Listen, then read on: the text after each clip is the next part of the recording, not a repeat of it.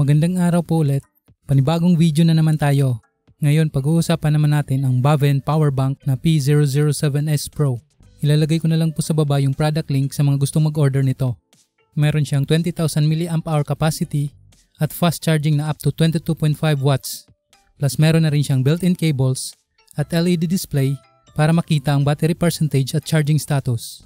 Alamin na rin natin kung sulit ba talaga itong powerbank na to based sa features niya. Pero bago yan, i-unbox muna natin para makita natin kung ano ang kasama nito pag binili mo siya. Simple lang ang box ng Baven P007S Pro.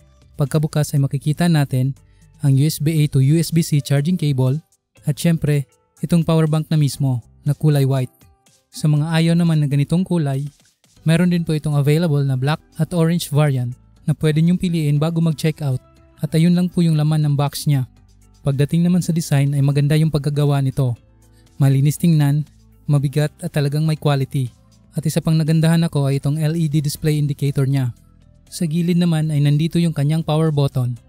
Sa likod ay makikita mo yung powerbank specifications.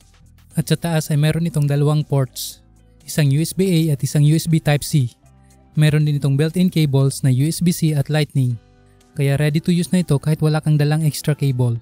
Nakaklip ang mga ito sa gilid, kaya pwede mo rin siyang gawing lanyard o di kaya isabit siya habang ginagamit. Ngayon ay punta naman tayo sa testing. Unahin natin itong dalawang built-in cables. Itong USB-C ay output lang siya at kaya niya up to 20 watts power delivery output.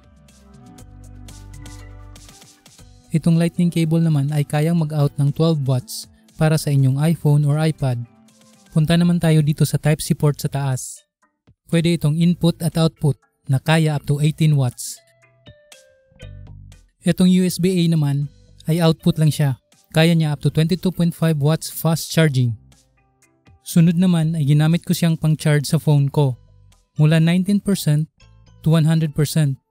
Fast forward na lang natin yung charging para mabilis.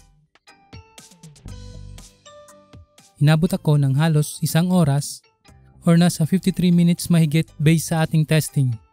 At kung makikita nyo, mayroon pa tayong natirang 85%. Ibig sabihin mga nasa 15% lang po yung nabawas sa unang charge natin ng phone. Kaya mga ilang beses ka pang pwedeng mag-charge gamit itong Baven P007S Pro.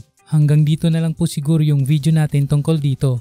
At kung may mga tanong kayo, paki-comment na lang po sa baba.